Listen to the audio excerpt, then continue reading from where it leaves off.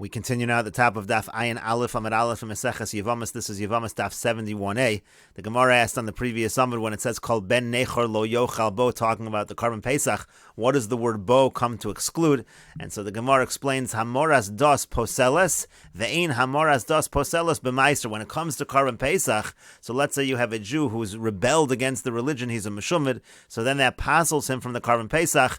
That is not true when it comes to Maiser. Rashi over here says Hamoras dos poseles dimheimir dosov v'nisnachru maisov li'avav shabashamayim. He rebels against the religion, and his deeds are strange to his father in heaven, to HaKadosh Baruch Hu. So Amar Rachmana lo yochal bo. There the Torah says he can't eat the Karban Pesach. Such an individual is possible from Karban Pesach, but not from Maiser. And the Gemara continues along the same lines, Kol orel lo yochal bo. It also uses the same kind of language, uses the word bo by an orel. It talks about the fact that somebody who's not circumcised can't eat it. Lomali, so what is that for? And the Gemara explains, bo eino ochel. Again, when it comes to Karban Pesach, if a person is an orel, he can't eat Karban Pesach. Aval ochel hu b'matzah umar. However, he does eat matzah and mar. He's still obligated in the mitzvahs of matzah and mar, just like any other Jew. And the Gemara continues, V'tzarech lemichtav orel, v'tzarech lemichtav kol ben nechor. It needs to write the exclusion for an orel, and it also needs to exclude an ben nechor. And the Gemara explains why. Because of Rachmana orel, if the Torah only said that an orel cannot have Karban Pesach, mishum demois, because that's disgusting to HaKadosh Baruch Hu, that the person is an orel, a person that does not have a milah. Avol ben nechor, but when it comes to a ben nechor, talking specifically again about a Jew who's rebelled against HaKadosh Baruch Hu, delo mois, that's not considered mois. There's not something that's physically considered disgusting in front of HaKadosh Baruch Hu. So Eimolo, so then I would say no, maybe that's not excluded. Because of Rachmana kol ben nechor, and if the Torah only said kol ben nechor, mishum de'ein libo lashamayim, such a person, his heart is not directed towards heaven. Avol orel de libo lashamayim, but an orel, someone who's uncircumcised, his heart is still directed towards shamayim, towards heaven. So Eimolo, so I would say that wouldn't apply over there. So tzricha, so that's why I need both psukim. The Gemara continues, mimenu lamali. What does the word mimenu teach us by Karban Pesach? And to that the Gemara says, L'chid Rabba Amar Rabbi Yitzchak, it's for the teaching of Rabba in the name of Rabbi Yitzchak. Rashi over here says, Mimenu al tochlu mimenu no. The pasuk by Karban Pesach says, don't eat mimenu no. It's talking about the fact it has to be roasted, it can't be cooked, etc. Kevan da amritz bo lemuute mimenu nami lemuute mashma. Since you said the word bo by Karban Pesach is an exclusion, mimenu also should be an exclusion from it to exclude something else. And the Gemara answers, L'chid Rabba, it's for what Rabba says. L'kamon b'pirkin, Rabba's teaching will be later in the parak. Tlosa mimenu ksiva b'pesach. It actually says mimenu 3 times by Karban Pesach, and it comes to teach us what the Gemara discusses over there. And the Gemara continues, Amar Mar, the master said, quoting what we said previously, Rabbi Akiva Omer, Rabbi Akiva says, Eino tzarach, you don't need the limud of Rabbi Eliezer, because Harehu Omer ish l'rabos esa'arel. The pasuk says ish, and that comes to include the arel, meaning that teaches us that an arel is not allowed to eat truma. And so the Gemara says, V'emo l'rabos esa'onen, similar to the Gemara before, maybe it comes to include an onen, to say an onen is not allowed to have truma. And to that the Gemara says also along the lines of the previous sugi, Amar Rabbi Yossi Rabbi Chanina, Amar Kra, Rabbi Yossi Rabbi Chanina says, the pasuk says, V'chol zar, zarus amarti loch, it's only a problem if the person is a zar. However, v'lo aninos, there's no problem if the person is an onen. And the Gemara says, how do you know that should be the drasha? Ema v'lo arelus. Maybe really the drasha should be that it's only a problem by a zar and not a problem by an orel. And to that the Gemara says, Haksiv ishish. No, the pasuk says ishish, and that comes to include an orel, to say that an orel is not allowed to have truma. Umaro Yisin, the Gemara says, well, how do you know which one to include and which one to exclude? And the Gemara says, Mistabra reilus havale l'rebuye, makes more sense to include an orel, that the orel cannot eat truma. Again, similar to the Gemara before, Shekain mechusar maiso begufo, because an orel is lacking in action with his body, he has to have the circumcision. V'yonush kares, and the punishment is kares. V'yeshno lefnei hadibur, and bris milah was something that was commanded before Matan Torah. Umila zachar v'avodim makeves, and like we said before, the males and the servants in his household that hold him back from having the Karban Pesach. So again, that is also something by Arelus. And so the Gemara says, Adrab, on the contrary, Aninos havale l'ribuye, maybe you should include Aninos that also has unique features. Shekain yeshna b'chol shah, that's something that can happen at any moment. V'noheges ba'anoshim v'noshim, it's something that applies to men and women. Ve'in biyado l'sak atzmo. It's not something that the person can just fix himself. And to that the Gemara says, Hanach nefisha. No, the items we listed when it came to Arelos, those were more. And the Gemara says, Rav Amr below Hanach nefisha nami. Even without saying that there are more of them, lo matzas amr, you can't say that. Why? Because Amar Kra, because the pasuk says ish ish, it says ish ish. A zeu davar sheyeshno beish ve'eno beisha uses the word ish, so it's got to be something that applies to a man and not a woman. Have omer zarelo, so that must be it's talking about an orel. And the Gemara continues, Rabbi Akiva, and Rabbi Akiva, Hai Tosha v'Sacher ma'avidle. What does he do with Tosha v'Sacher if he's learning from Yishish? Again, Rabbi Eliezer learned that halacha from Tosha v'Sacher, so what does Rabbi Akiva do with Tosha v'Sacher? And the Gemara says, Amar Rav Shemaiah says, La'asuye arabi mohol v'givoni mohol. It comes to include, let's say you have an Arab who has a bris milah, or a Givoni who has a bris milah. So those individuals, that's what the pasuk is coming to teach us. Even though they have bris milah, they're still excluded from the Karban Pesach. But the Gemara continues, Vahani mul and ninu, but these individuals, you have an Aravi mol or Givoni mol, is that even considered to be someone with a bris milah that the pasuk would need to come along and say they're not allowed to participate in the Karban Pesach? On the contrary, even if those individuals have a bris milah, that's not even called a bris milah.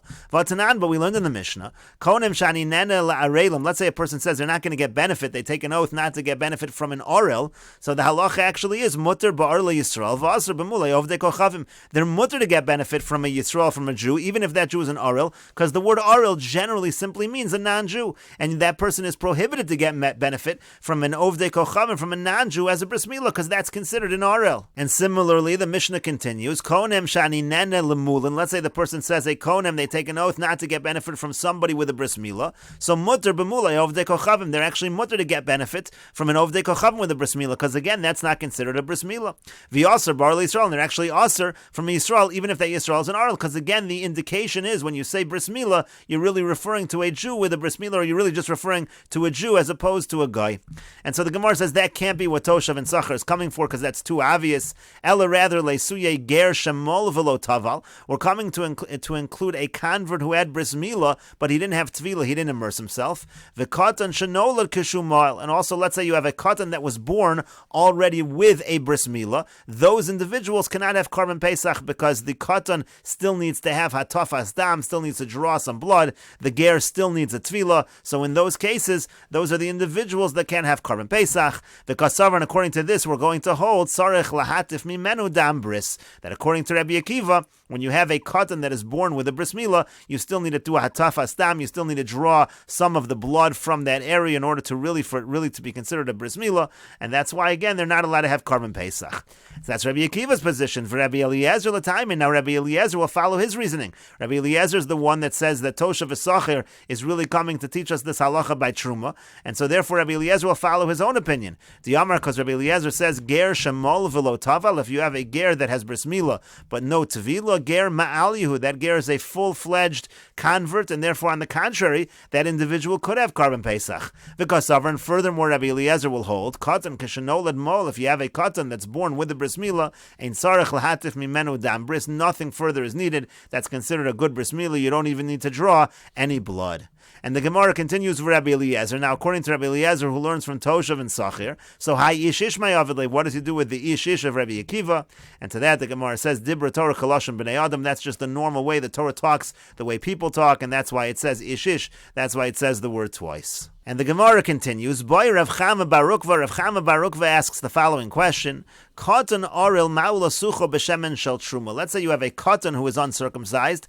Can you smear him with oil of Truma? And the case over here is, we're talking about a katan under 8 days old. So he hasn't yet had a bris milah, but it's not yet the time for a bris milah. So the question is, Areilus Shalo Bismana Ma'akva, the fact that he's an Oril, but it's not even the time for milah, is that still a problem? Olo Ma'akva, it's not a problem in such a case, he's not even supposed to have a bris milah yet, he's not even 8 days old, so therefore he can have Truma. And the Gemara continues, Amar Rabbi Zeir, Rabbi Zeir says, Tashma, come in here a proof from the following brisa.